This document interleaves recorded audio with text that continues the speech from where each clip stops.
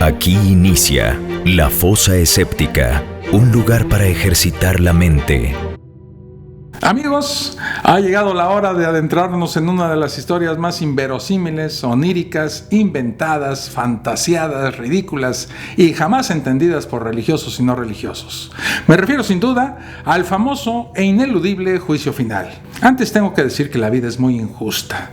Vemos con frecuencia cómo algunas personas realmente malvadas, las que realmente son una porquería de seres humanos, suelen disfrutar de grandes lujos y privilegios. Y conste que no hablo de gente malvada a medias, no, señoras y señores, hablo de las verdaderas escorias sociales, gente que sin escrúpulo alguno trepa a la cima de la escala social pisoteando a cuanto infeliz se atreve a cruzarse por su camino. Y por otro lado, vemos cómo las personas decentes en muchas ocasiones sufren injustamente. La verdad, en este mundo no hay justicia y equidad. Parece que estuviéramos en un mundo donde la suerte y las acciones reprobables tienden a mejorar el estilo de vida de algunas personas y, sinceramente, viéndolo así, pues esta vida apesta.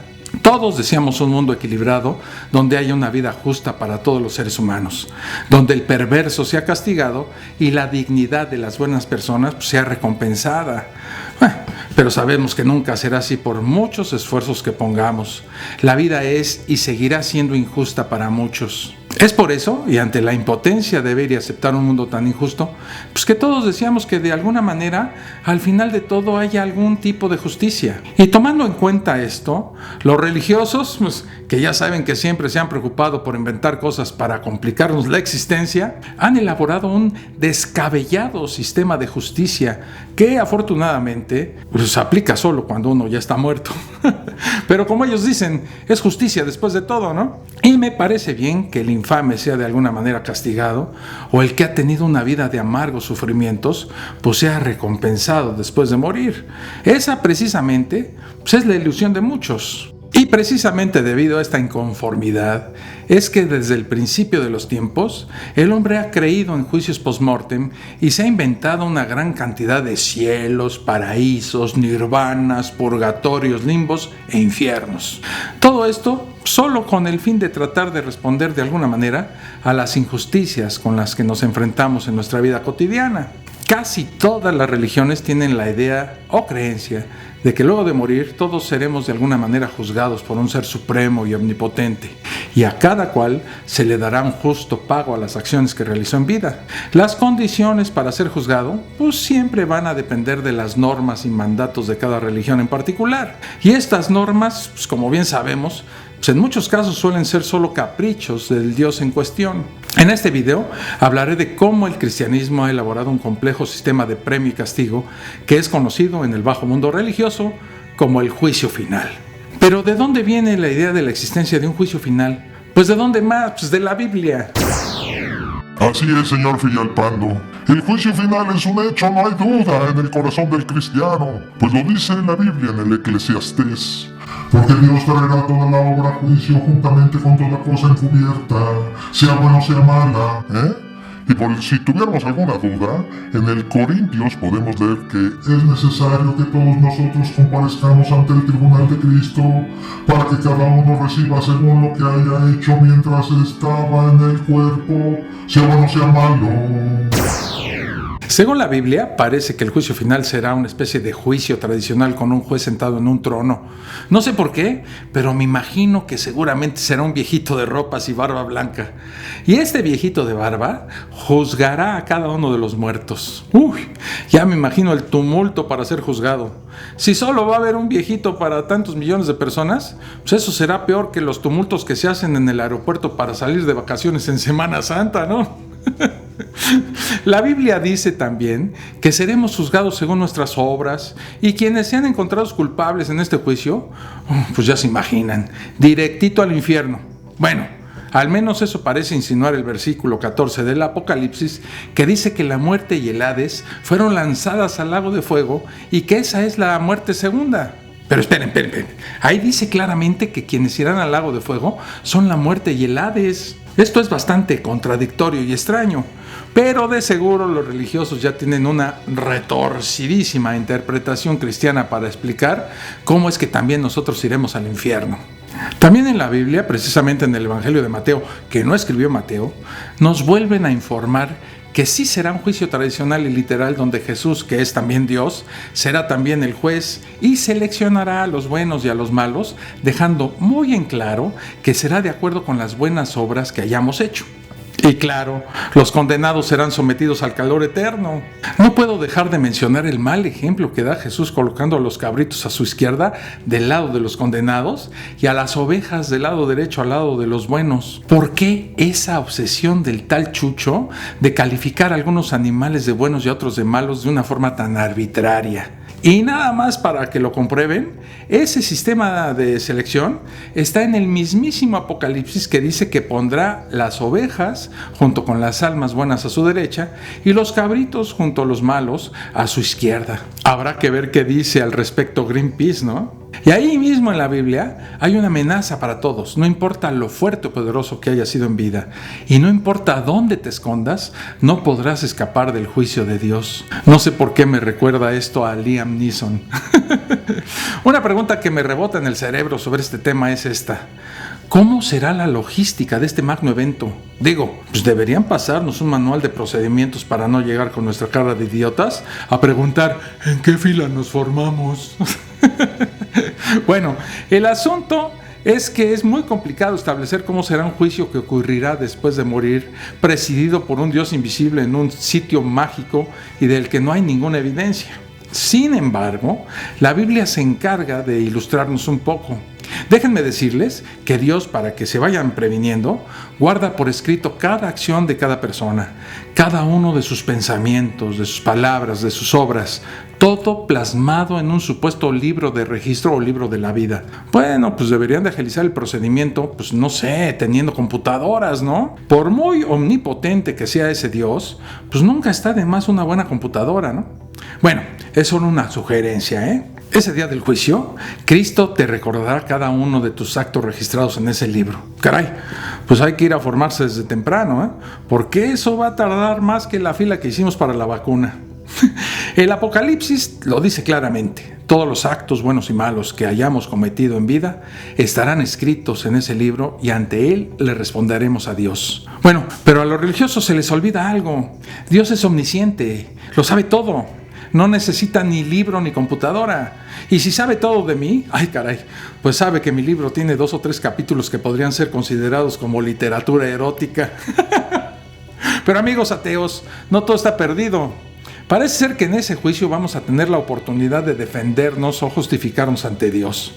Si somos de los afortunados y salimos bien librados de ese juicio, nuestra recompensa será, según el Apocalipsis, sentarnos con Dios en su trono, así como Jesús se sentó junto a él. A ver, espérenme tantito. ¿Eso es todo? O sea que después de vivir, pasar un montón de broncas, luego el asunto nada agradable de morirse, esperar estar en el paraíso disfrutando de mucha comodidad y lujo, soportar el juicio final y hacer todos los trámites necesarios, ¿el premio es solamente sentarse eternamente junto a Dios? No, pues qué premio tan aburrido y estúpido.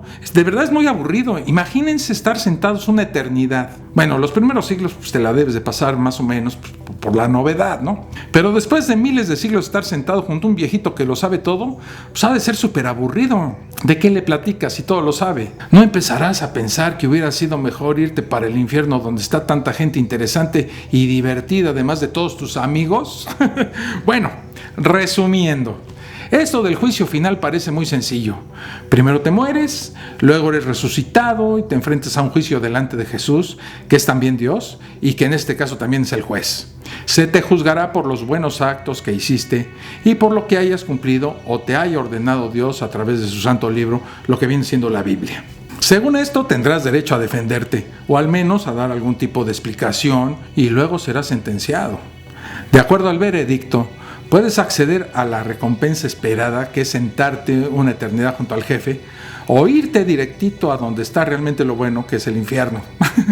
Solo te recuerdo que ambas opciones son permanentes y eternas. Fácil, ¿verdad? Pues no es tan fácil, ya que según los católicos nos enfrentaremos a 2 juicios en vez de 1. Ah, ¿verdad? Esa no lo sabían. Bueno, para eso estamos aquí en la Fosa Escéptica, para explicarles todo esto del juicio final y que no lleguen a él pues sin saber qué hacer.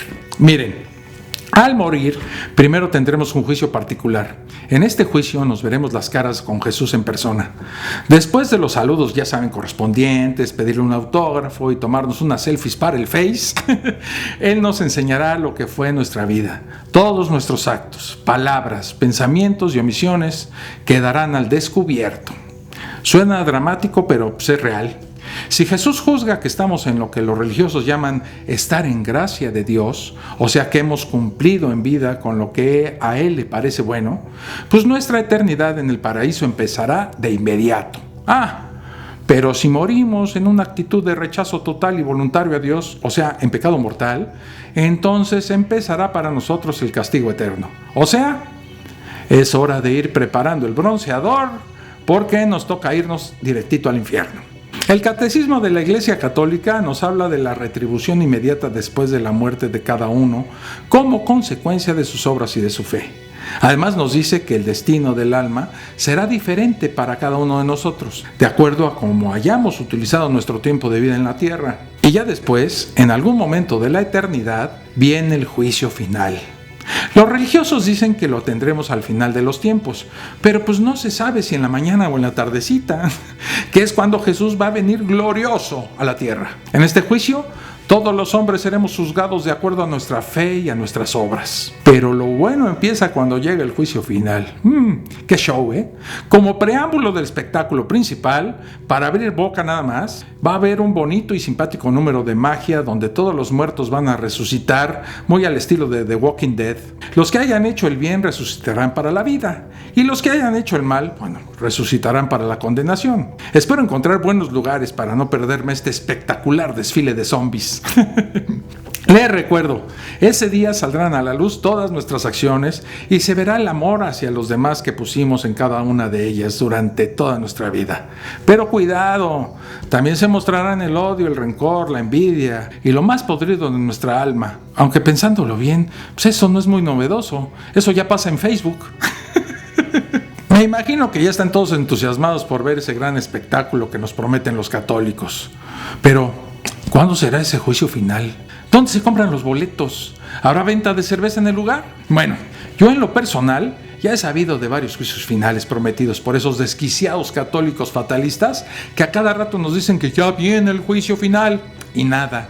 Solo lo ilusionan a uno y se queda uno con las ganas y muy decepcionado, la verdad. Recuerdo uno que predijeron en 1987. Bueno, hasta me fui a cortar el pelo, me perfumé y me puse mi único traje y corbata y nada. De regreso a mi casa casi llorando. Predijeron otro en el 94, cuando un cometa impactó a Júpiter. Ese cometa hizo pensar a muchos la inminente llegada del juicio final. Ahí te voy todo bien arregladito y puntual y nada. ¿Y cómo olvidar el fin del mundo que nos avisaron sucedería el último día del siglo pasado, el famoso Y2K? Junté a todos mis amigos y familiares en la casa. Los invité a un montón de comida y bebida. Total, ya no iba a necesitar el dinero. Y nada. Ese fin del mundo solo me dejó sobresaturada mi tarjeta de crédito. Qué poca seriedad la de Dios. Qué ganas de decepcionarnos. Solo esperaría que para el próximo fin del mundo venga el mismísimo Dios para avisarnos del día, la hora y el lugar. Eso me lleva a la siguiente pregunta. ¿Cuándo será la verdadera fecha del juicio final? A ver, padre. Hijos míos, si me preguntan cuándo será el fin del mundo con su esperadísimo juicio final, pues nadie lo sabe.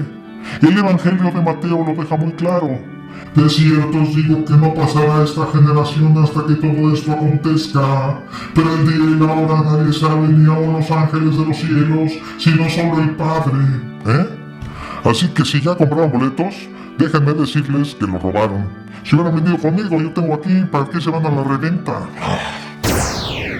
Así es que amigos, prepárense para el día del juicio final, cuando sea, Yo les sugiero que compren provisiones, confiesen en sus pecados, pidan perdón, vendan sus bienes materiales y siéntense a esperar eternamente, porque no va a suceder nada, absolutamente nada.